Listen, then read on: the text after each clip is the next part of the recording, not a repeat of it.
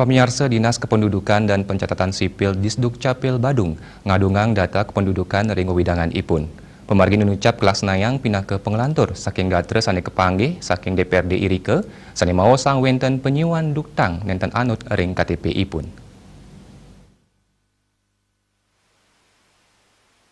Kepala Disdukcapil Badung Anagung Ngurah Harimbawa Mausang sampun ngelanturang indik penampen saking Dewan Badung mangde ngadungang data penduduk santukan akeh data sane nenten anut sareng kahanan ring lapangan.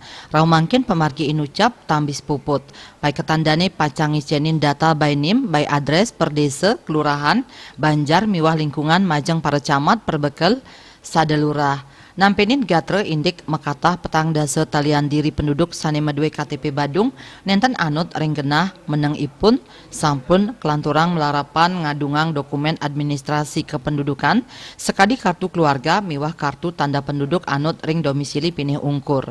Lianan ring punika penduduk sane medue KTP Badung nanging ipun nenten meneng ring Badung tur nenten matur nguningayang mejanten pacang kablik bagang sareng Direktorat Dukcapil.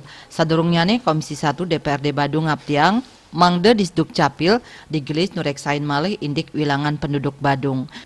Santukan komisi sane kapimpin oleh Imade Pondawirawan puniki nguningayang wenten dasan tali diri krama sane madue KTP Badung nanging nenten malih meneng ring Badung.